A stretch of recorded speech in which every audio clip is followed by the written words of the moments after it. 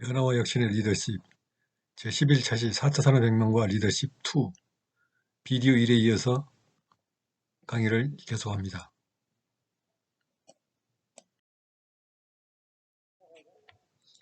다음 주제는 제4차 산업혁명 시대의 여성 리더십 극대화 방안입니다.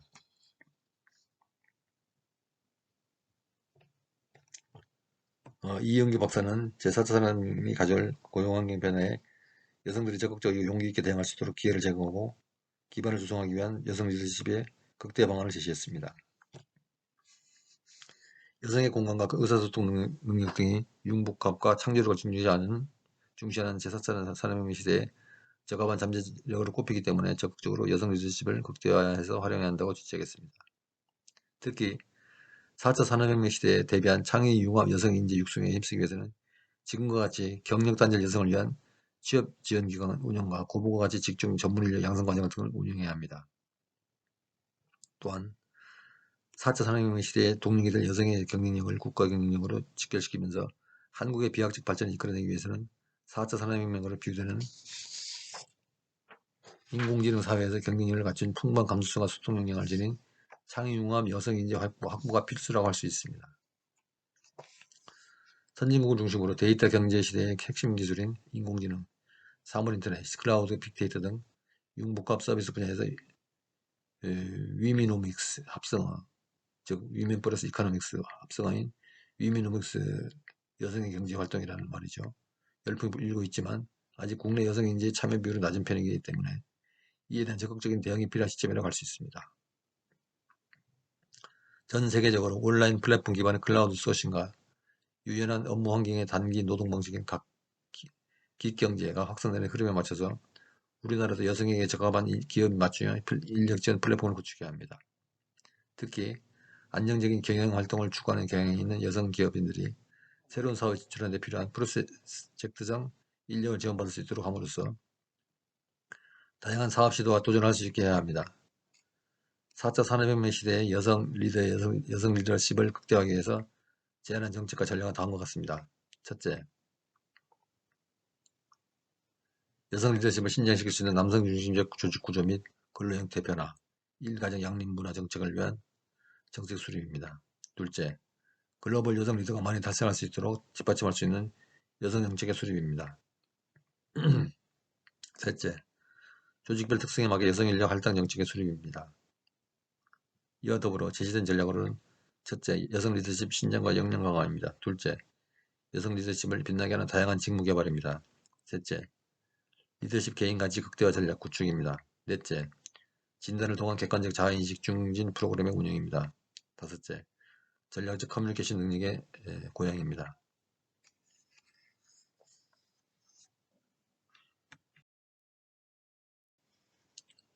다음은 4차 산업혁명 시대의 리더의 역할에 대해서 살펴보겠습니다.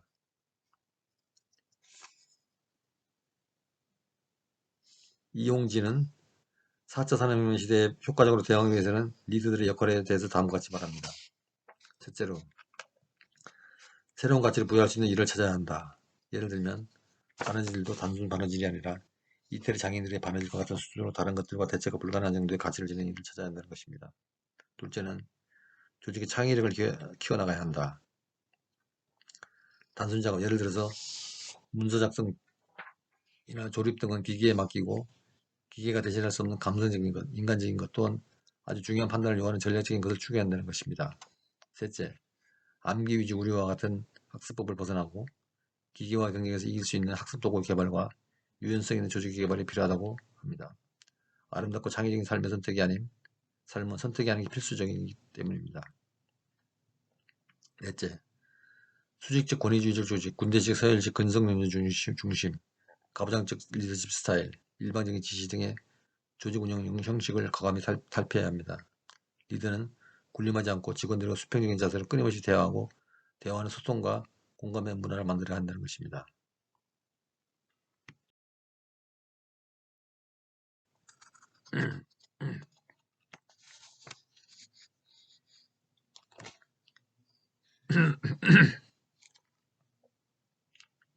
마지막으로 4차 산업혁명 시대의 언어 풍격에 대해서 살펴보겠습니다.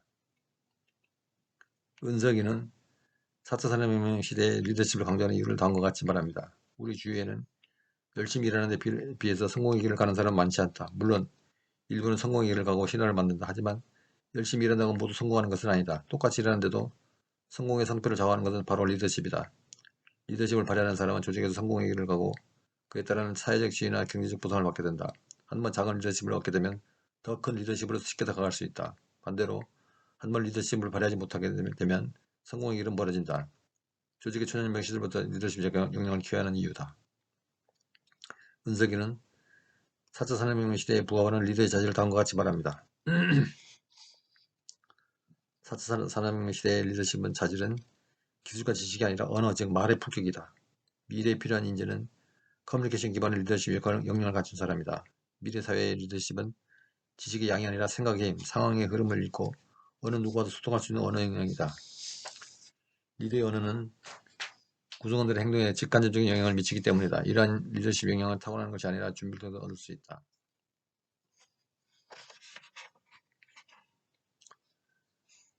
제4차 산업혁명 시대의 언어 품격은 제4차 산업혁명 시대에 발맞춰 나갈 수 있는 차세대들을 위한 언어 사용 설명서이다.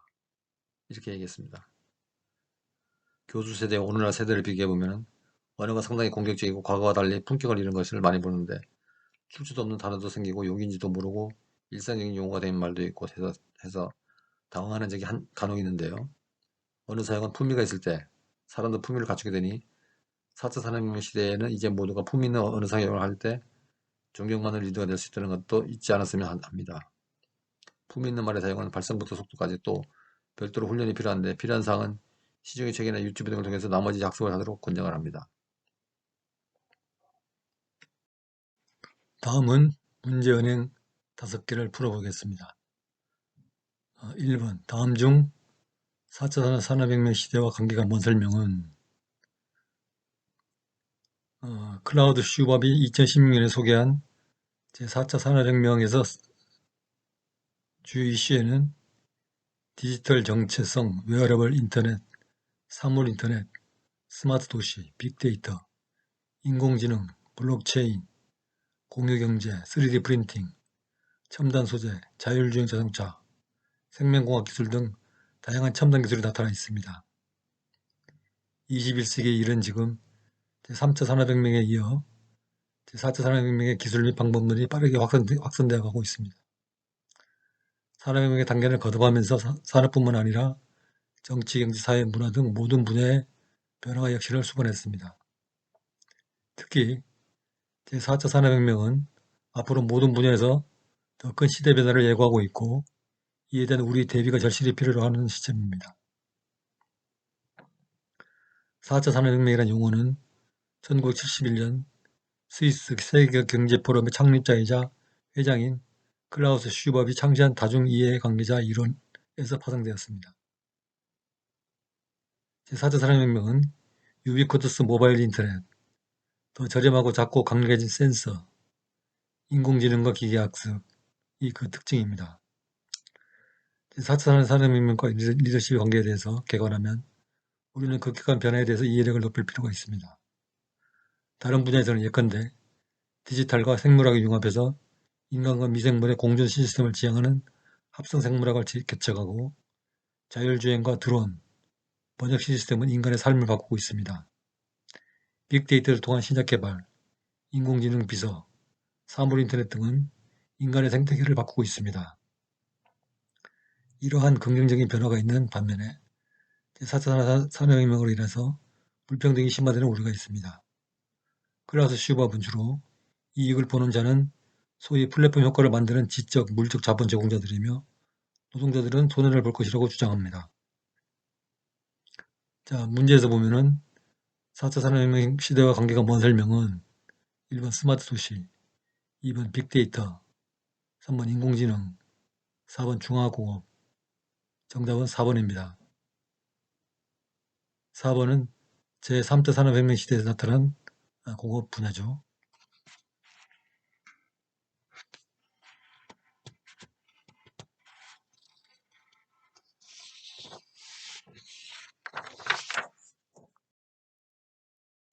문제는 2번.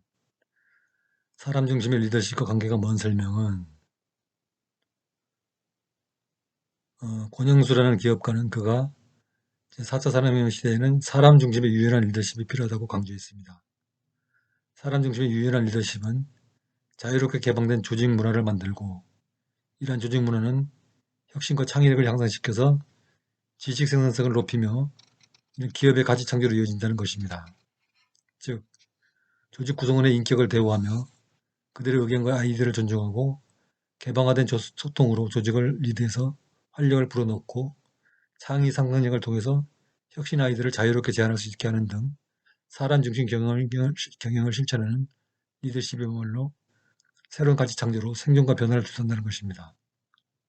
결국 변화의 소용돌이 속에서 모든 기업이 생존을 도모하고 더 나아가 새로운 시대를 주도하기 위해서 스스로 변화하고 있는 가운데 이런 변화를 성공시키기 위해서는 리더가 핵심입니다.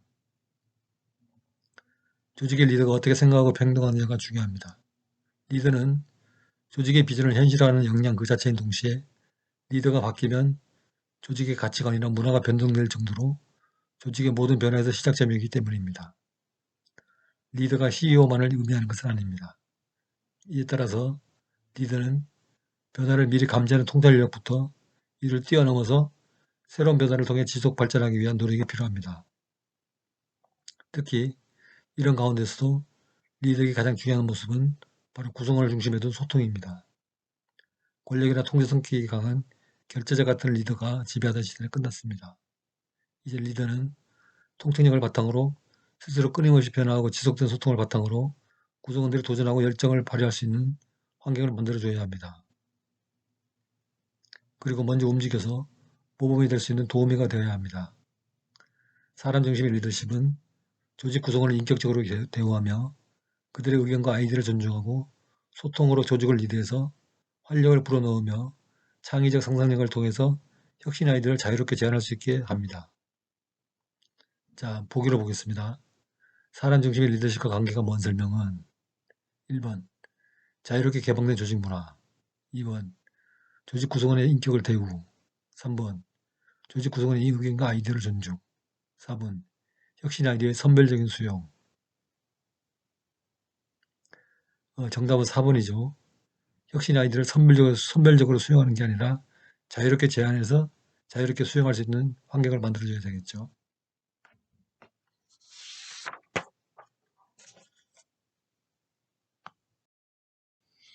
문제는 3번.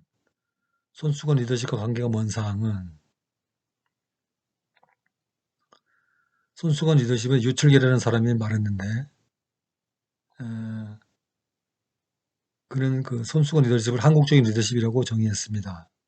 그 손수건 리더십을 구사하는 리더의 특징은 무엇일까요? 첫째, 손수건 리더십을 발휘하는 리더는 성과를 내는 목표에 집중합니다. 즉, 목표의식이 분명합니다. 손수건은 필요한 바로 그때, 그 순간에 필요한 하나의 목표에 집중하고 그것을 완벽하게 해냅니다. 코를 푼다. 손을 씻은 후에 손을 닦는다. 이마에 흐른 땀을 닦는다. 야외 벤치에 앉을 때 깔고 앉는다. 무엇인가를 담을 봉투가 없을 때 그것을 담는 역할을 한다. 신세 양복 주머니에서 멋을 드러내도록 돕는다. 숙녀 핸드백 속 또는 손에서 미를 드러내도록 보조 역할을 한다. 야외 활동 중 상처가 났을 때 붕대 역할을 한다. 무엇인가를 매달아야 하는데 끈이 부족할 때 연결끈의 역할을 한다. 노란 손수건에서 보면 사람을 연결하는 신호의 역할을 합니다. 이외에도 변화무쌍한 손수건의 역할은 셀 수 없이 많습니다. 리더의 역할도 그렇습니다. 꼭 필요한 순간에 가장 적합한 처방을 내리고 시기적절하게 대처하는 능력도 필요합니다. 성과를 내는 리더는 손수건처럼 필요한 바로 그 순간에 필요한 하나의 목표에 집중하고 그것을 완벽하게 해내는 선택을 할 수 있어야 합니다. 둘째, 관계의 능력입니다. 앞에서 손수건의 용도를 나열했습니다. 손수건은 어떤 순간 어떤 상황에서도 사용이 되도록 자신을 헌신합니다.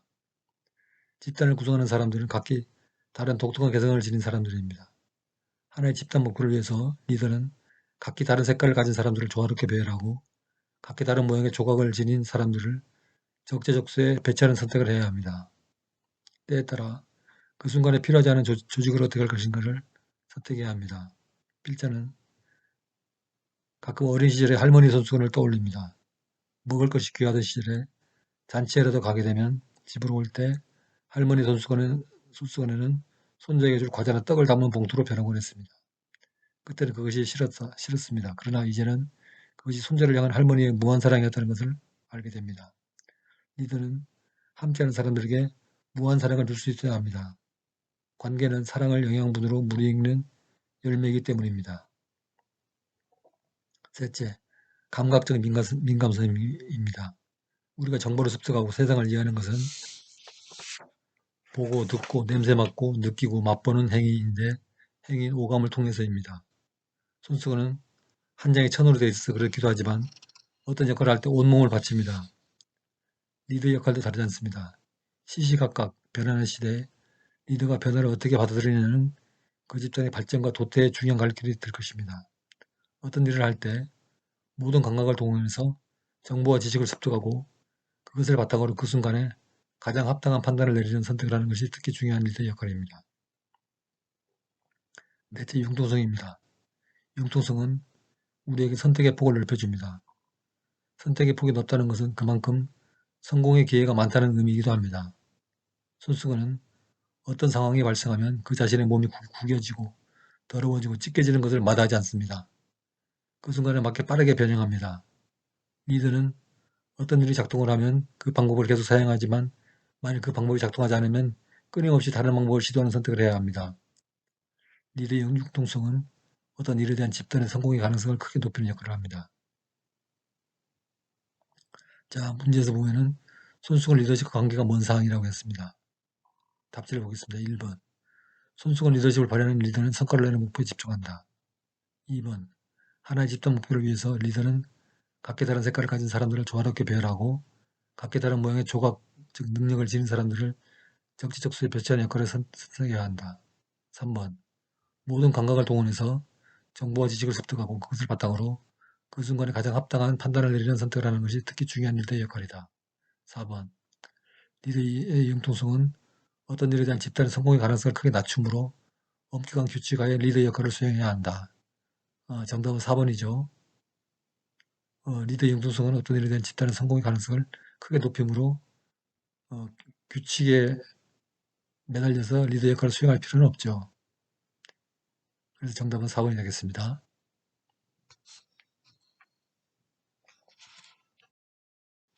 문제는 4. 우리가 제4차 산업혁명 시대의 주인공이 되기 위해 준비해야 할 사항과 거리가 먼 것은? 이 주제에 대해서는 유출기라는 사람이 얘기를 했는데요. 첫째, 새로운 산업의 창출입니다.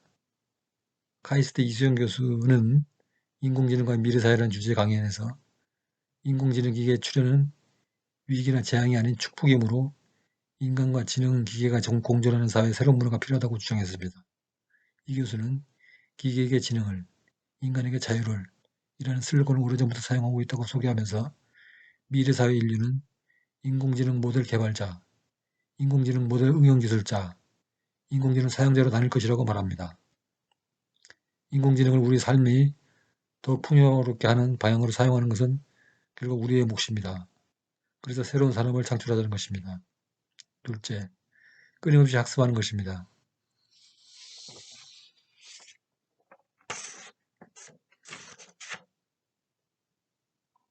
유출기 씨는 최근 네이버에서 만든 클로바 인공지능 스픽을 구입했습니다. 스마트폰에 앱을 설치하고 블루투스 기능을 설정하고 나니 스피커와 내가 대화를 할 수 있게 되었습니다. 사실 스피커와 대화를 나누게 되기까지 상당한 시간이 걸렸습니다. 제대로 작동되지 않아 사용 설명서를 읽어보고 앱을 지웠다 다시 설치하는 과정을 거친 후에 정상적으로 작동하게 되었습니다. 앞으로 집안에서 사용하는 모든 가전제품도 우리와 대화를 하게 될 것입니다. 스마트폰 사용법과 가전제품 사용법 정도는 배워야 합니다. 학습에서 가장 중요한 도구는 역시 책입니다. 독서를 합시다. 셋째, 마음 회복입니다. 유출기 필자는 이 마음 회복이 무엇보다 중요하다고 생각하고 이를 마음혁명으로 지칭합니다. 로봇과 함께 사는 세상, 가전제품과 대화하며 살아가는 세상에서는 무엇보다 마음혁명이 필요합니다. 따뜻한 마음, 할머니 사랑, 어머니 사랑이 절실히 요구되는 시대입니다. 김형효 교수는 2007년에 발행된 김형효의 철학산책 마음혁명이라는 책에서 세상을 혁명하려 하지 말고 마음을 혁명해야 한다고 했습니다. 성균관대학교 이기동 교수는 한국인의 정서와 사상이라는 주제의 강연에서 마음을 챙기는 시대가 도래했고 마음을 챙기는 선수가 한국인이라고 하며 이 시대 성공 비결은 한국인의 장점을 찾는 것이라고 했습니다. 자, 그러면 우리가 4차 산업혁명 시대 주인공이 되기 위해서 준비해야 할 상과 거리가 먼 것은 한번 봅시다. 1번, 새로운 산업의 창출을 위해서 노력한다. 2번, 끊임없이 학습하는 것이다. 여기까지 맞죠? 3번, 새로운 문화보다 오래된 문화를 유지 개선하는 것이 중요하다. 이건 아닌 것 같죠? 새로운 문화를 개척해야지 오래된 문화를 유지 개선하는데 더 신경을 쓸 필요는 없는 것 같습니다. 물론 필요는 하겠지만 더 관심을 둬야 할 분야는 새로운 문화의 창조죠. 4번, 마음을 회복하는 것이다. 여기서 정답은 3번이 되겠습니다.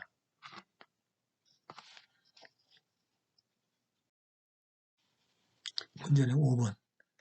제4차 산업혁명 시대에 여성 리더십의 극대화와 거리가 먼 것은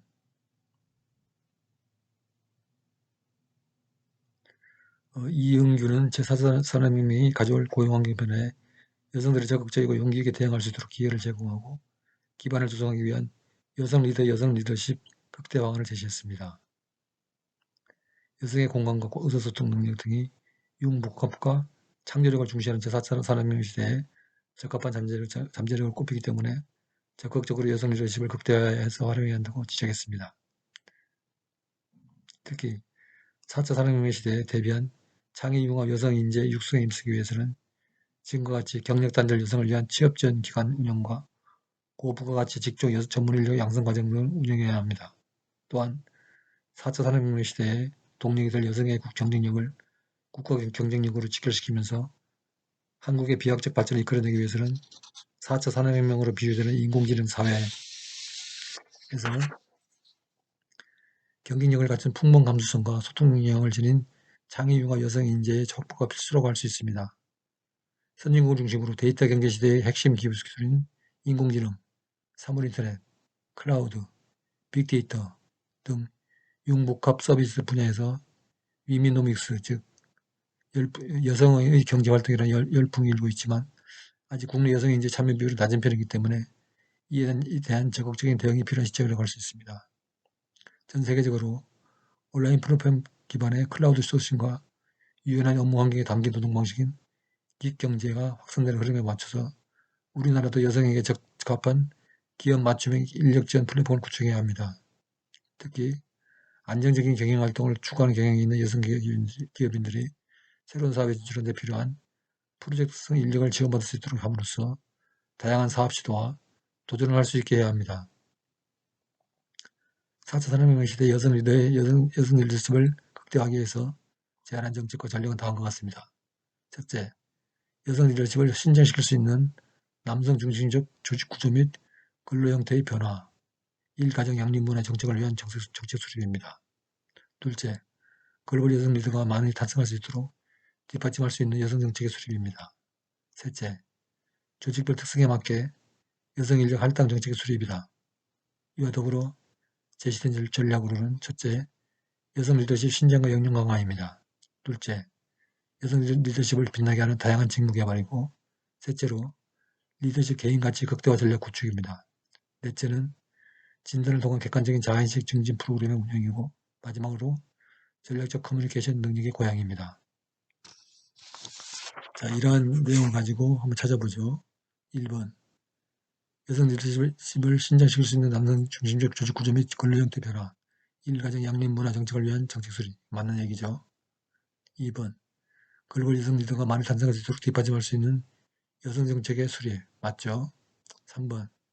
진단을 통한 객관적 자아인식 증진 프로그램의 배제. 이거 배제가 아니라 채택을 해야 되겠죠. 4번. 조직부 특성에 맞게 여성 인력 할당 정책의 수립. 정답은 3번이 되겠습니다. 11차 시. 제4차 산업혁명과 변혁적 리더십. 이라는 주제를 가지고 공부를 했습니다. 여기서 우리가 알 수 있는 것은 제4차 산업혁명 시대에 적합한 변혁적 리더십에 대해서 학습을 하고 이해를 도모하였습니다.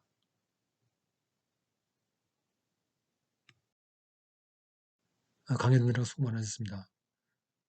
구글 클래스룸에서 퀴즈 문제를 확인하십시오.